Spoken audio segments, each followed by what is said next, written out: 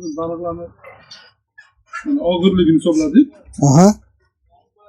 Og'irlik hisoblab, keyin baliq sonini olamiz. O'rtacha og'irlik chiqqandan keyin suv haroratiga qarab, hozir suv harorati o'rtacha 26, 25-26 orasida. Shuning uchun shuni hisobiga olib, mana bu yerda beriladigan miqdor bor, shu miqdor bo'yicha hisoblab chiqamiz. Har bitta sadofga alohida hisoblanadi. Yemlariga ham o'zgartirish kiritasizmi yo'qmi? O'sganiga qarab, vazniga qarab, 200 vazniga qarab yemni razmeri ham o'zgaradi, o'lchamlari. Masalan, 200 grammgacha bo'lganiga 3 millimetrlik, 200 grammdan 400 grammgacha bo'lganda 4 millimetrlik, 400 dan 600-800 grammgacha 6 millimetrlik, 800 dan tepasida 8 millimetrlik yemlar beriladi. Yemlarni protein oqsil miqdori ham shunga qarab o'zgarib boradi.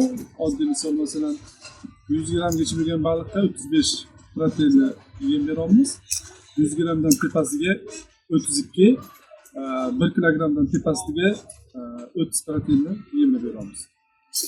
Hozirgi holatda masalan 15 kunlik holatida baliqlarda katta bo'lishi ko'ngildagidami yo birorta plyus minuslarini kuzatyapsizmi?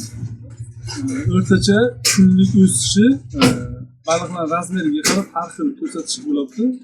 Oddiy misol qilib 180 gram bo'lgan balig'imiz shu 15 kunda o'rtacha hisobda kuniga 44 gramgacha baliq o'sgan. Masalan, 180 gram bo'lsa, o'rtacha 140 gram yana o'sganda, sredniy hisobda. Yani o'sha 14 gram, kuniga 14 gramdan 8 gramdan 14 gramgacha o'sgan. Mayda baliqlarimizda o'sha paytda sadofga soni ko'p bo'lgani uchun o'sish sal pastroq ko'rsatish bo'lgan. Sababi ular turli vaqt davomida yig'ilgan baliqlarda shu o'sish ko'rsatish pastroq. Ularda masalan 80 gramlik baliq 120 gram bo'lgan. Endi bundan keyin jarayonimizda mana hozir bugun 31 bo'lsa, yana 10 kundan keyin baliqlarni hammasini o'lchab ko'ramiz. Qani keyin suvni harorati ham stabil bir xil bo'ladi. Shu hisobiga hozir baliqlar o'sishini ko'rib chiqamiz. Mutaxassis sifatida hozir mana shu omborda sadok asosida boqilayotgan baliqchilarga nima tavsiyalar bera olasiz? Suv havzasida umuman qafas baliqchiligi bo'yicha shug'ullanayotganlarga birinchi navbatda baliqlarni sarflashni qilish, ya'ni o'sha katta kichikni ajratish tavsiya qilinadi. Sababi baliqlarni kattasi ko'proq ovqat yeb qo'ygani uchun kichkinasi ovqat berish uchun hozir bizning nazoratimizda ham hozirgacha baliqlarimiz endi sarflash qilingani uchun turli xil o'sish ko'rsatkichini ko'rsatgan.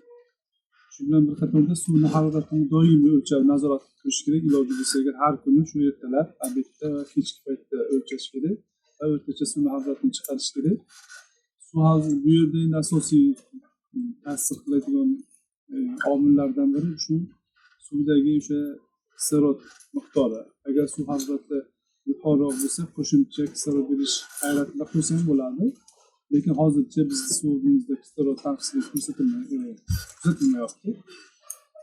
Hozir ko'rishlaringiz mumkin, mana jarayonimizda baliqlarni bolalar sanoqdan o'tkazib